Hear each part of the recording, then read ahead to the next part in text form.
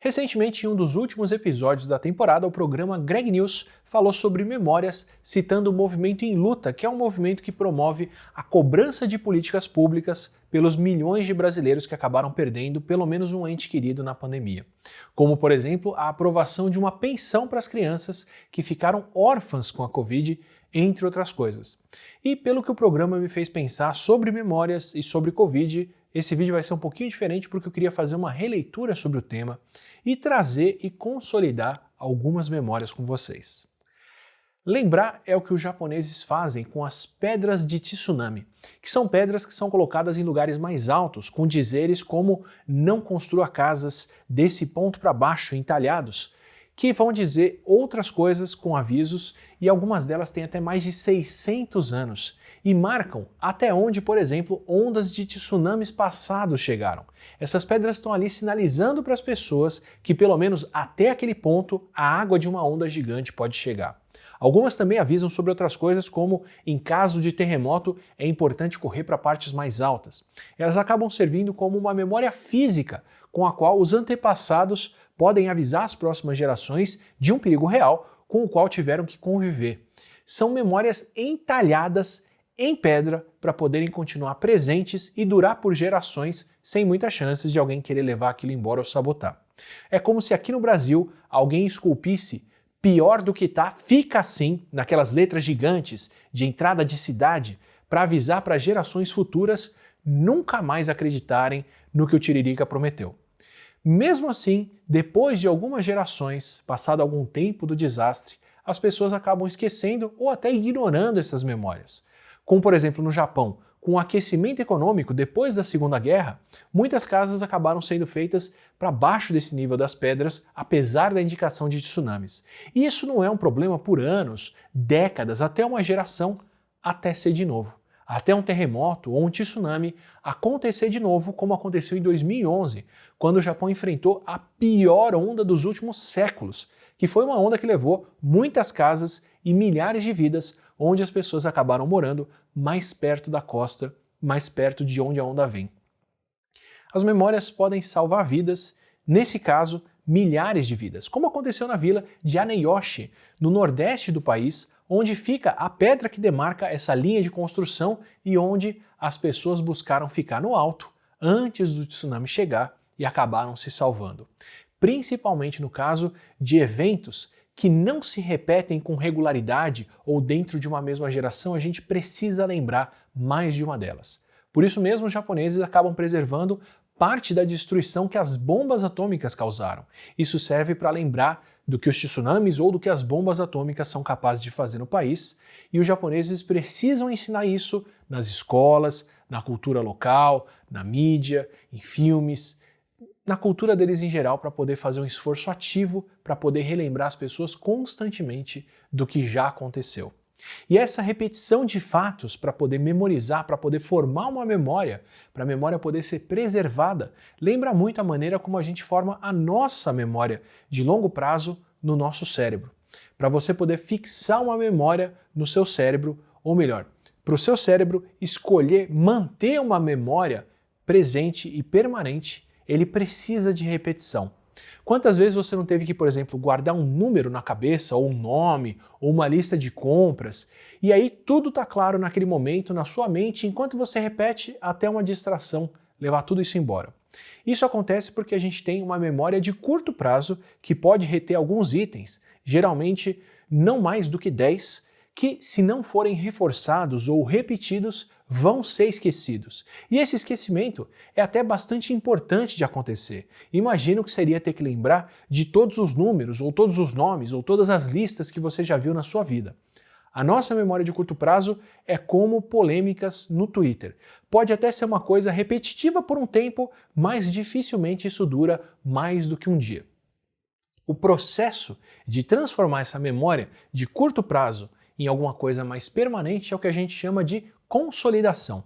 Esse é o processo que acontece quando a gente reforça uma memória ou quando essa memória está envolvida com alguma recompensa ou com uma emoção forte, uma sensação importante e acaba sendo preservada.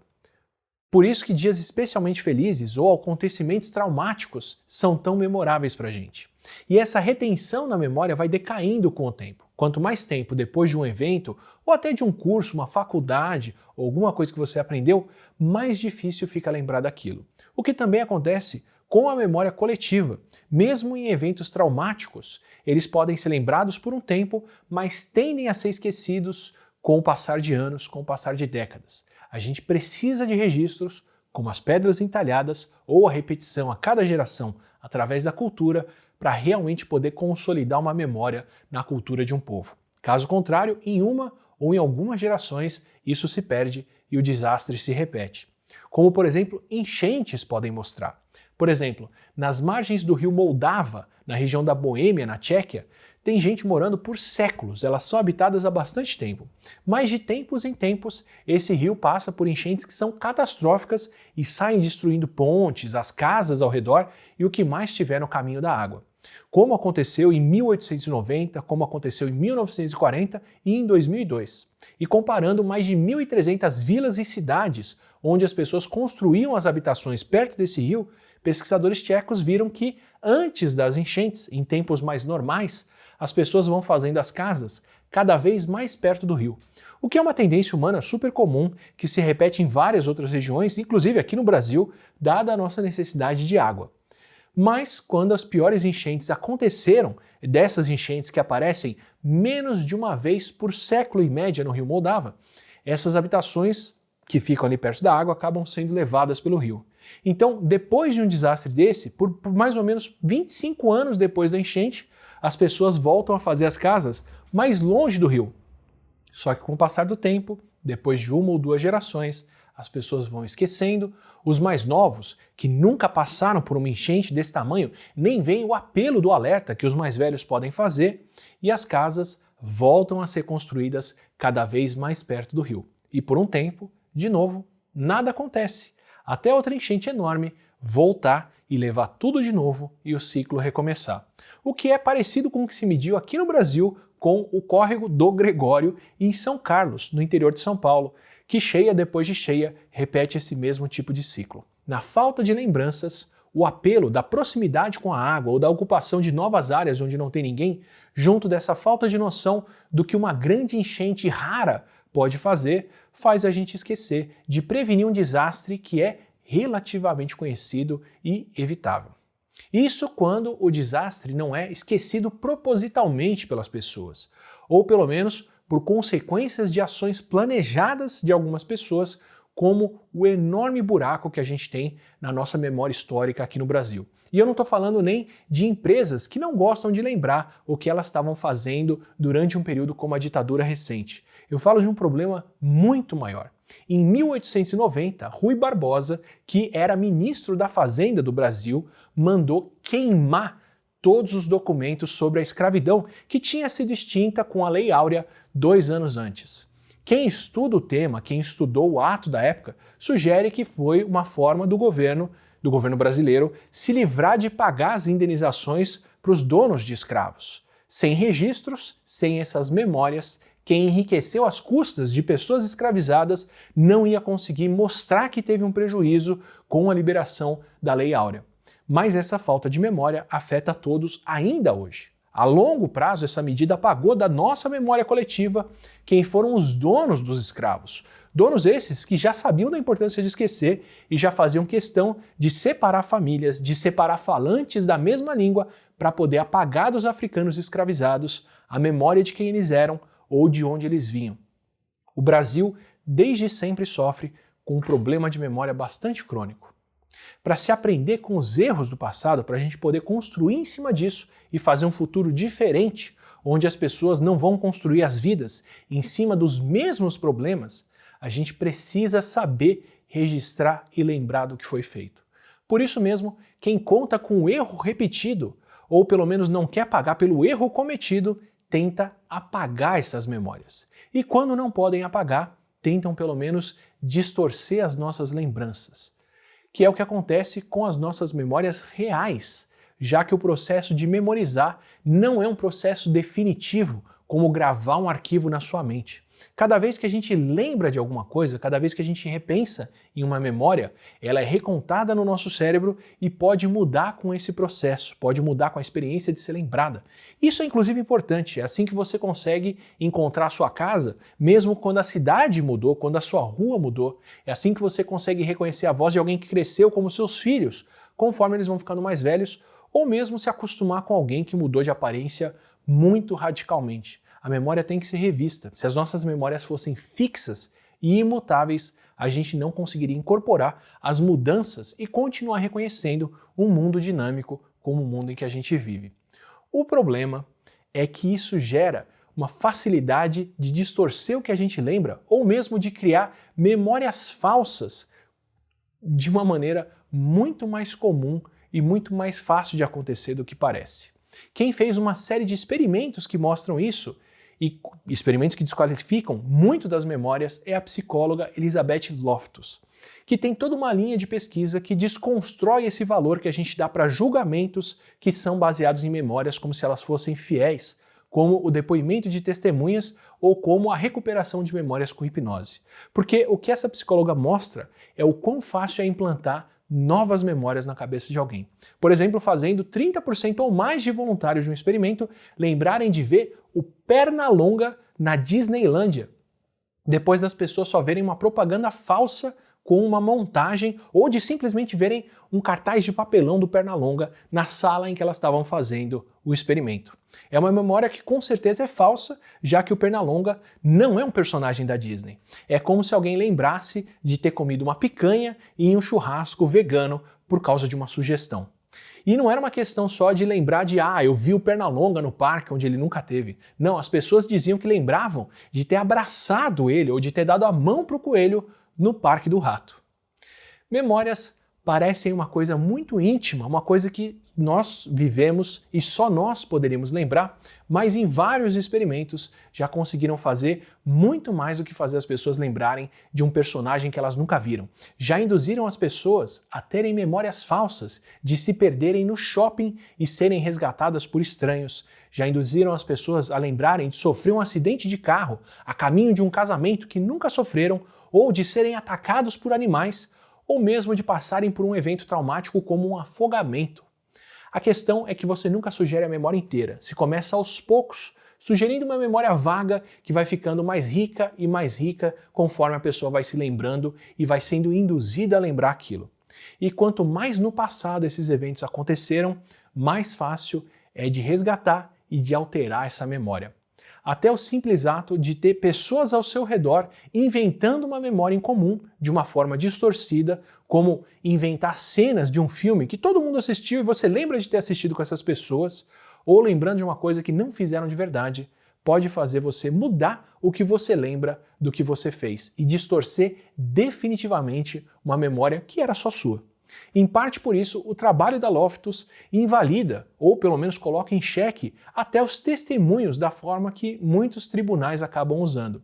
Porque o simples ato de perguntar alguma coisa como a quantos quilômetros por hora um carro estava correndo quando passou no semáforo vermelho, já pode ser suficiente para induzir as pessoas a lembrarem que esse carro estava correndo, quando ele podia muito bem estar devagar. Só a pergunta feita. Até a cobertura de imprensa de um crime pode fazer com que as testemunhas lembrem muito mais do que elas viram na TV do que a situação que elas de fato presenciaram ou viveram.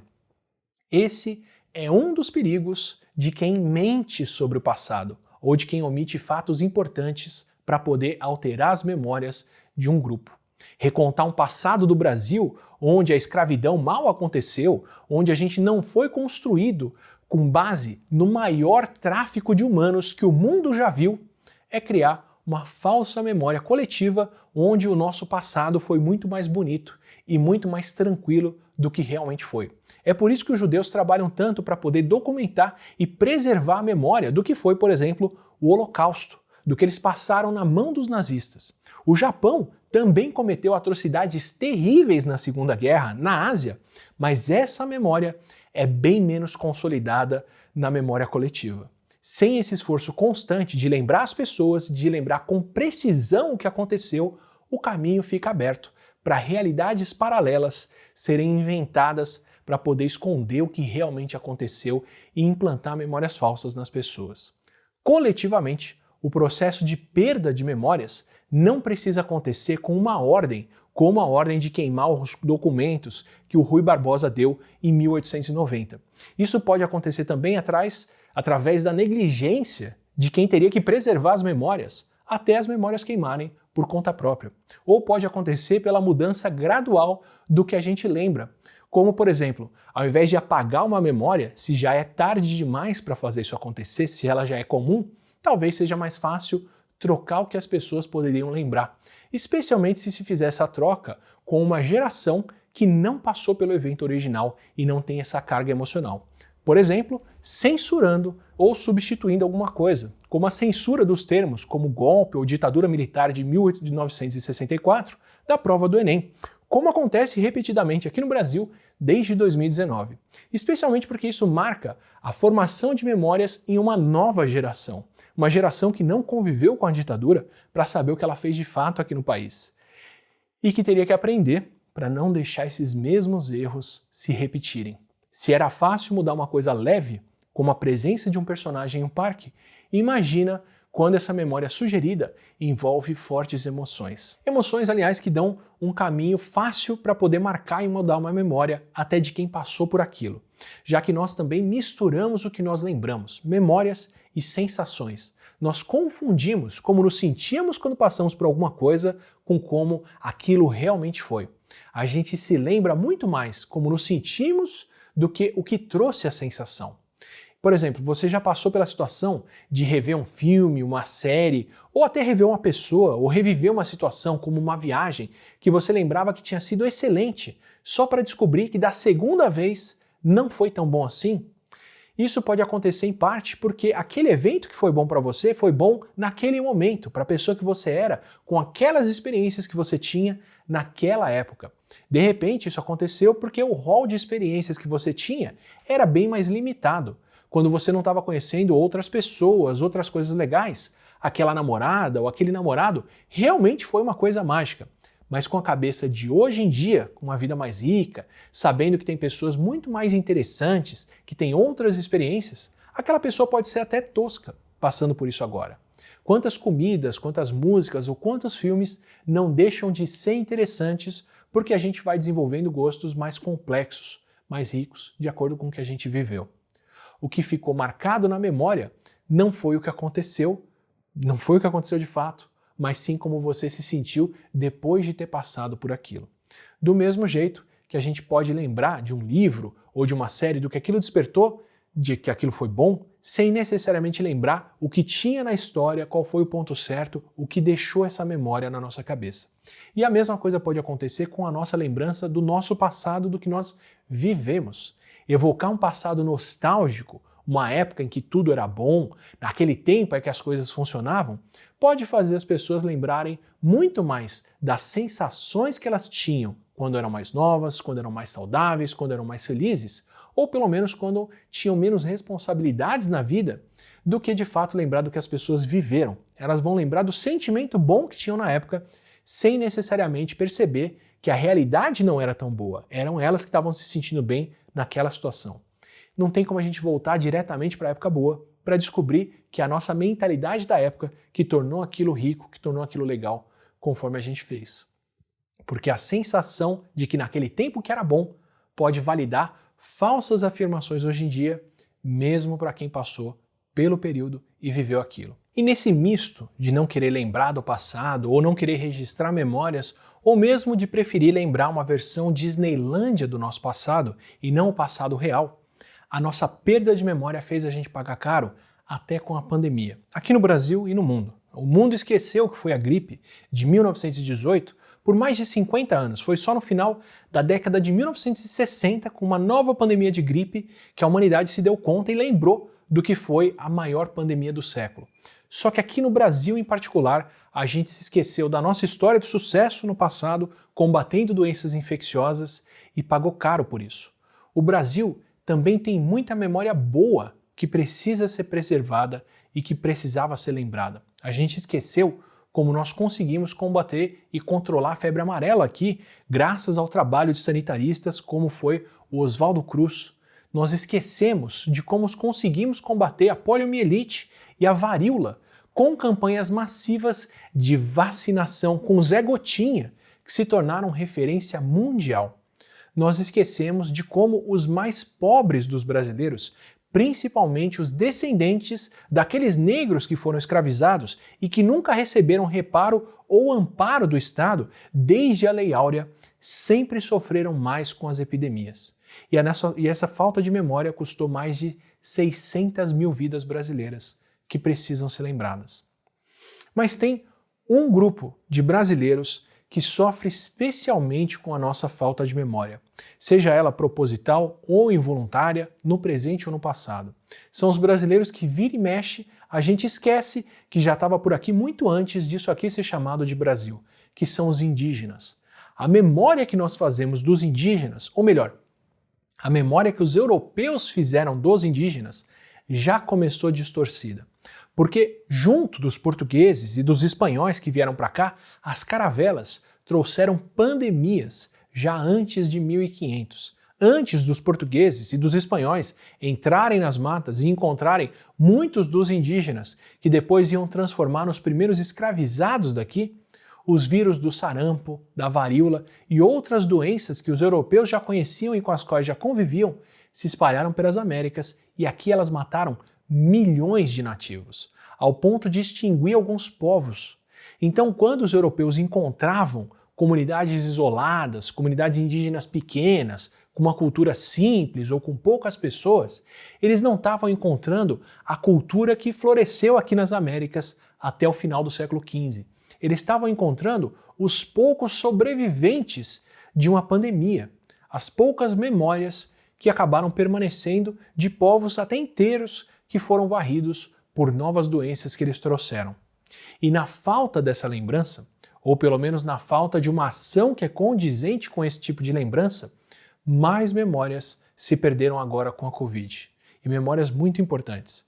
Os indígenas foram especialmente atingidos no Brasil pela Covid, tanto entre os indígenas que vivem em comunidades, quanto aqueles que vivem nas cidades. A mortalidade nesse grupo, que foi negligenciado de novo, foi especialmente alta aqui no Brasil. Só que para eles, o impacto que uma doença que ataca os mais velhos tem é muito mais cruel. Porque quem mantém memória por décadas, principalmente entre culturas que são mais faladas do que são escritas, são os idosos. Os idosos são fundamentais para a sobrevivência de uma cultura, como a cultura dos mais de 252 povos indígenas que a gente tem aqui no Brasil, segundo o Instituto Socioambiental. São os idosos que vão manter os cantos, os ritos, a língua e até as tatuagens tradicionais desses povos. Justamente por isso, esses povos foram especialmente prejudicados com a Covid, que levou vidas e levou memórias. Como o vírus mata os mais velhos, a pandemia levou não só a fonte de sustento de muitas famílias e deixou órfãos, como também levou a cultura, a língua e as histórias e muitas memórias que estavam sendo preservadas graças a essas pessoas. O que transforma uma experiência marcante do nosso passado, essa memória, em uma coisa mais preciosa ou mais simples ou até que não é mais relevante, como os grandes traumas da nossa adolescência, que lembrando hoje em dia parecem besteira, são justamente as memórias que nós acumulamos desde então em cima disso. Sem lembrar do que nós passamos, sem acumular memórias, a gente não tem nem como interpretar o que nós vivemos no presente, muito menos se precaver do que pode acontecer no futuro. A gente não tem como crescer sem memórias. Por isso precisamos lutar por elas. Lutar para preservar museus, preservar universidades e outras instituições de pesquisa que são desenhadas para poder preservar fatos, números e documentos que registram o que realmente aconteceu e não como a gente se sentia a respeito de um passado idealizado. A gente tem que lutar para não deixar que as memórias sejam esquecidas, distorcidas, apagadas, alteradas e principalmente lutar por aqueles que continuam e que vão levar essas memórias adiante, que vão repassar isso para garantir que a gente não vai repetir os mesmos erros acontecidos nessa ou na próxima geração. Essas pessoas já vão estar ocupadas resolvendo os problemas que a gente deixou ao esquecer do nosso passado, como aconteceu na pandemia, como é o caso dos órfãos da Covid, que são memórias vivas do que o país fez e deixou de fazer quando esqueceu o quão grande poderia ser. Esse vídeo aqui é feito com o apoio do Instituto Serrapilheira e dos membros do canal que nos dão esse suporte para poder fazer divulgação científica e construir memórias e registros do que a gente tem passado, seja a respeito da ciência ou da pandemia que a gente viveu por aqui. Obrigado pelo apoio de vocês e não esquece de se inscrever no canal para poder receber os próximos vídeos por aqui.